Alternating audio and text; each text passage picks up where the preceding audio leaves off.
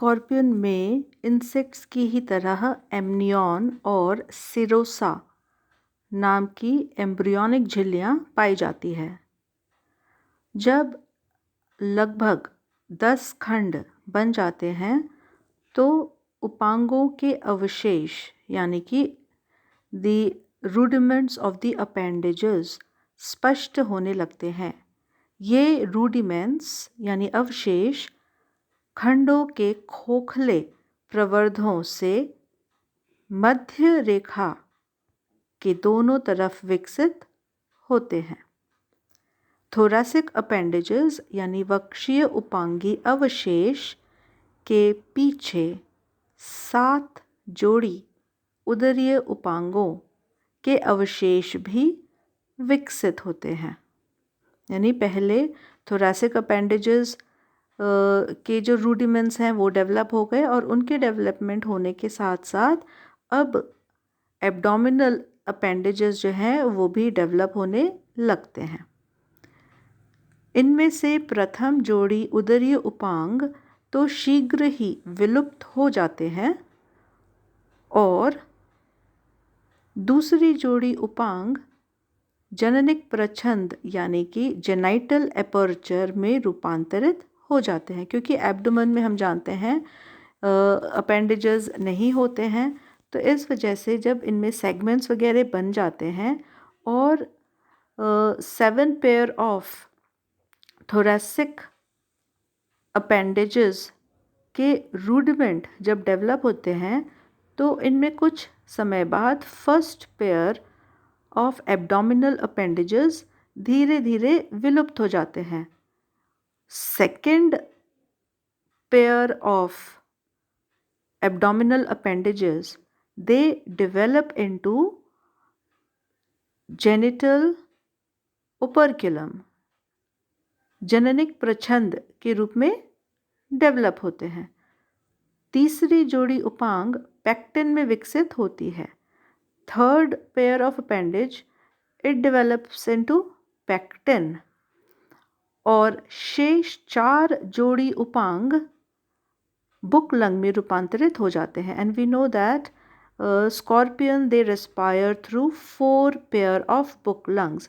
तो एब्डोमेन में जो अपेंडेजेस हैं 7 पेयर ऑफ अपेंडेजेस के रूडिमेंट डेवलप होते हैं और इनमें से फर्स्ट पेयर ऑफ अपेंडेज जो है वो बिल्कुल डिमिनिश हो जाता है, विलुप्त हो जाता है। सेकेंड पेयर ऑफ अपेंडेज जो है इसका रूडिमेंट यानी अवशेष जो है वो जेनाइटल ओपर्कुलम के रूप में मॉडिफाई होता है यानी जननिक प्रछंद के रूप में रूपांतरित होता है।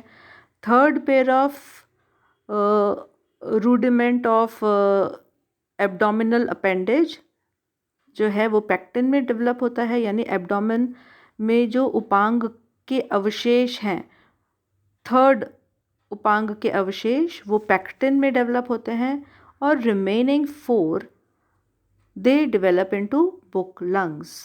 तो इस तरीके से स्कॉर्पियन के अंदर डेवलपमेंट होता है।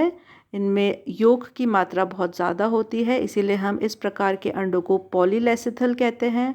इनमें डिवीजन जो है वो डिस्कॉइडल प्रकार का होता है, एक डिस्क या तश्तरी समान क्लीवेज के द्वारा योग के ऊपर एक स्ट्रक्चर बनती है। फिर इनमें लॉन्गिट्यूडनल डिवीजन होता है यानी जो अनुदैर्ध्य खांच के द्वारा इनमें डिवीजन होती है जिसके द्वारा एक ब्लास्टोपोर का निर्माण होता है और फिर इनमें फर्दर गैस्ट्रुलेशन की प्रोसेस होती है जिसमें 3 लेयर ऑफ जर्म सेल्स बनते हैं, 3 जर्माइनल लेयर बनते हैं, एक्टोडर्म, एंडोडर्म और मीजोडर्म। इसके बाद फर्दर ऑर्गेनोजेनेसिस होता है, सेगमेंट्स वगैरह बनने लगते हैं। मीजोडर्म के विभाजन के फलस्वरूप अंतिम खंडों तथा उनकी कैविटी का निर्माण हो जाता है और इस तरीके से after the formation of cephalothoracic segments abdominal segments वगैरह बनने लगते हैं और अपेंडेजेस के अवशेष जो है रूडिमेंट ऑफ अपेंडेजेस जो हैं वो भी धीरे धीरे हमें दिखाई देने लगते हैं। पहले हमें सिफेलोथोरेसिक अपेंडेजेस दिखाई देते हैं और उसके बाद हमें 7 एब्डोमिनल अपेंडेज के रूडिमेंट्स यानी अवशेष दिखाई देते हैं। इनमें से जो अपेंडेज रूडिमेंट्स हैं, पहला वाला एब्डोमिनल अपेंडेज रूडिमेंट या अवशेष बिल्कुल विलुप्त हो जाता है। दूसरा जो है वो जेनाइटल ओपर्कुलम का निर्माण करता है। तीसरा जो थोरेसिक एब्डोमिनल अपेंडेज का रूडिमेंट है वो पेक्टिन का निर्माण करता है। और remaining 4 rudiment of abdominal appendage, जो बाकी के 4 अवशेष हैं उदर उपांगों के, वो book lungs, 4 pair of book lungs present होते हैं, तो ये बुक लंग में रूपांतरित हो जाते हैं। तो इस प्रकार से डेवलपमेंट स्कॉर्पियन के अंदर होता है, जिसमें यंग वन फीमेल के अंदर ही डेवलप होते हैं और इनको बहुत लंबा समय लगता है डेवलपमेंट के लिए। एक समय में एक scorpion, female scorpion 2 to 3 young scorpion को जन्म देती है। जन्म देने के कुछ समय तक वह इन स्कॉर्पियन को अपने पीठ के ऊपर लादे रहती है। And after some time these young scorpion they live their own life. तो इस प्रकार से स्कॉर्पियन के अंदर डेवलपमेंट होता है।